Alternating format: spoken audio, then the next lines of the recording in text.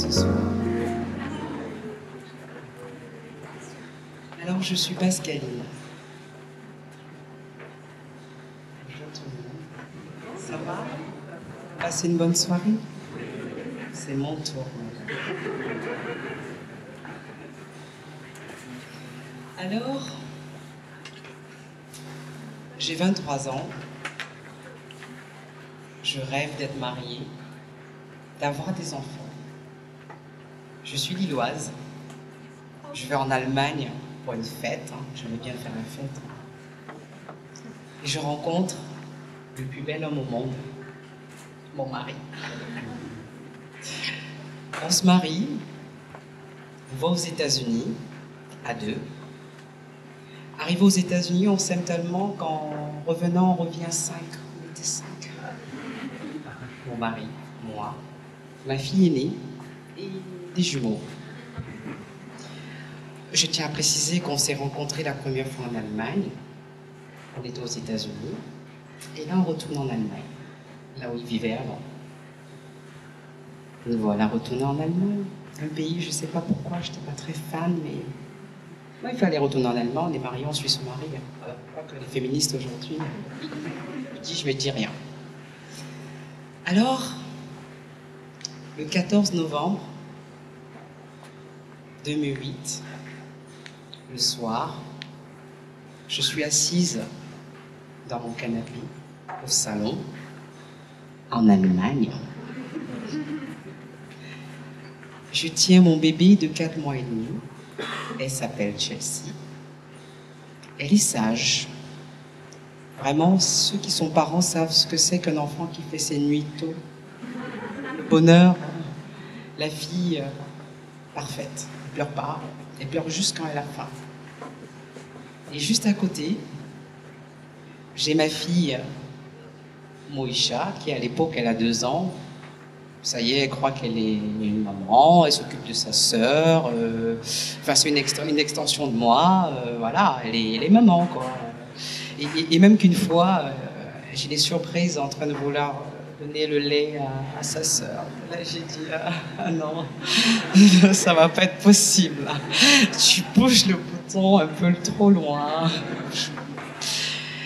Et tout est parfait. Moïcha est là, je porte Chelsea dans les bras. Et en face de moi, il y a qui? Il y a l'amour de ma vie, mon mari.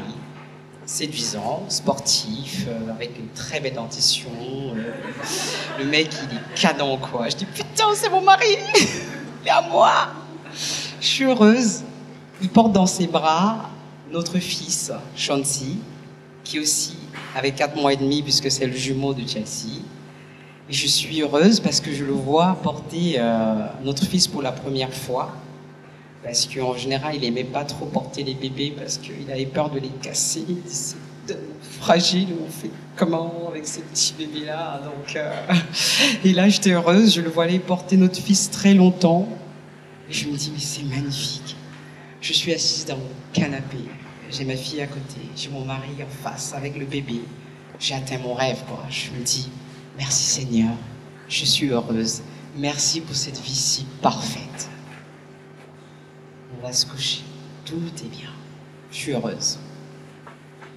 Le lendemain matin, ma fille Chelsea, vers 5h30, elle crie.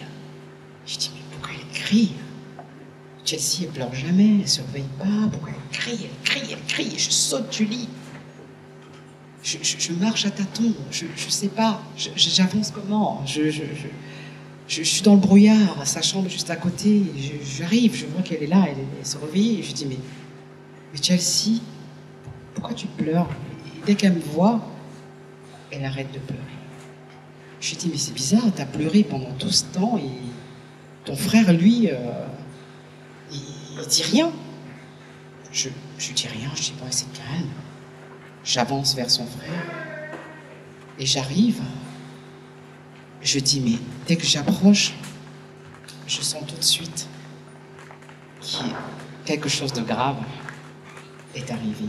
Je le touche, il est tiède. Je le secoue, il bouge pas. Je le porte, je le sors de son lit, je le pose par terre. il bouge pas. Je touche son pouls, il bouge pas. Je le secoue, il bouge pas. Je crie. J'appelle mon mari. Dépêche-toi.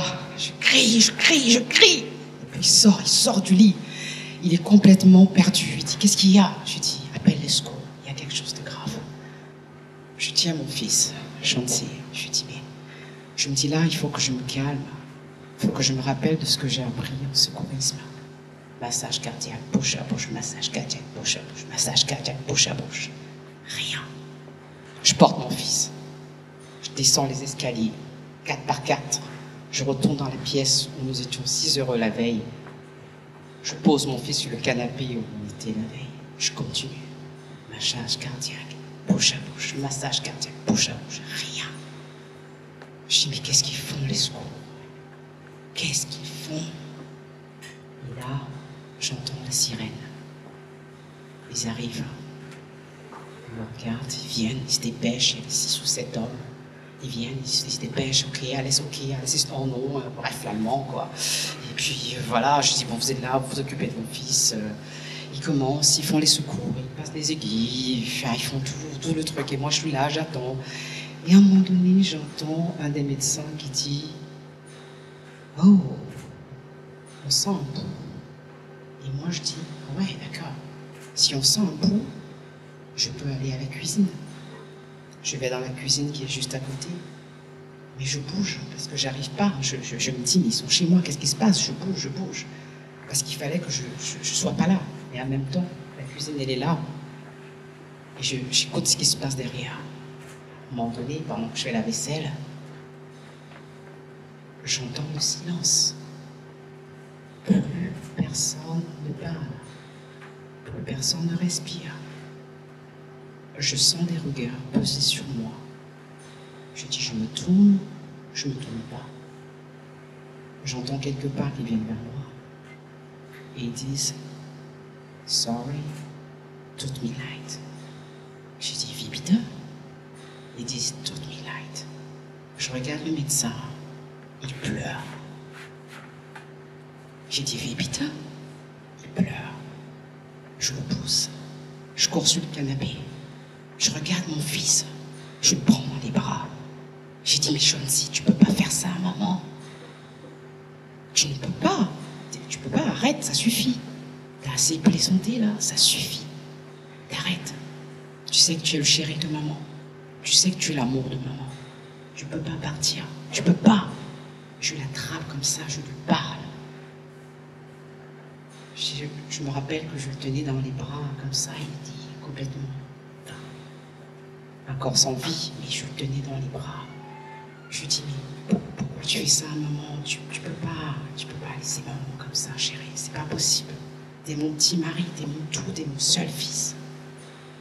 Et à un moment donné, il y a les 2 messieurs des pompes funèbres qui me disent, madame, on va devoir prendre votre fils.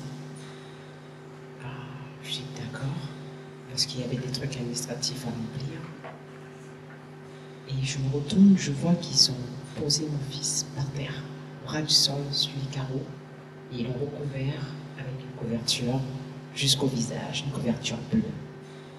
Et moi je panique, je dis, mais attendez, vous allez lui faire mal, enfin je sais pas, vous le mettez par terre, il a froid, c'est un bébé.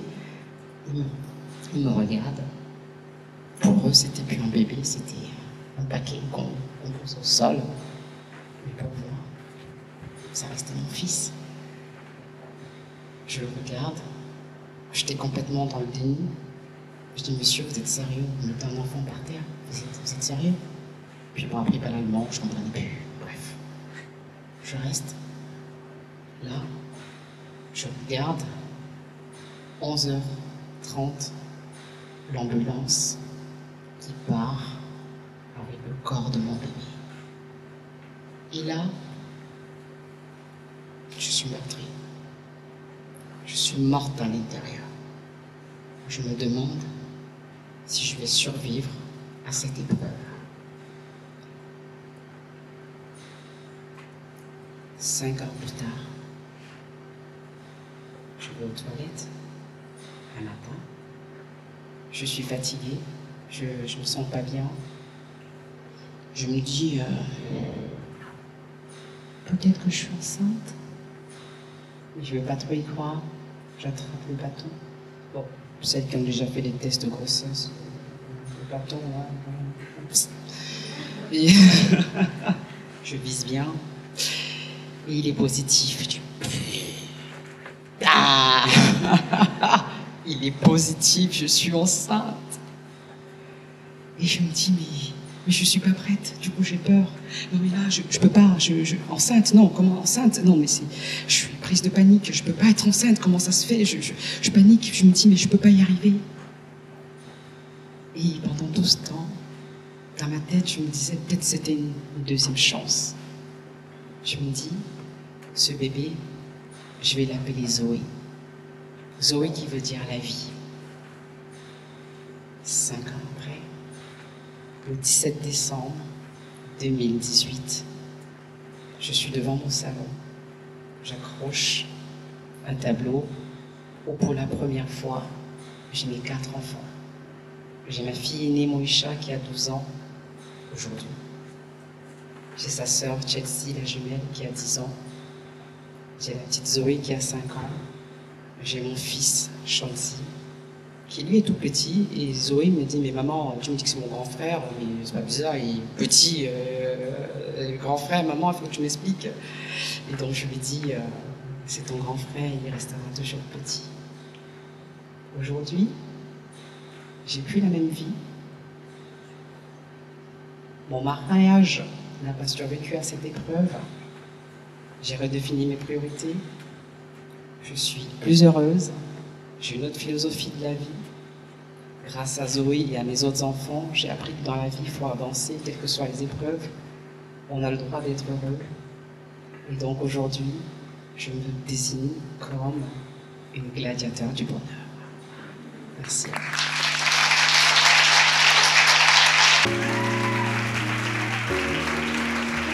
Thank you.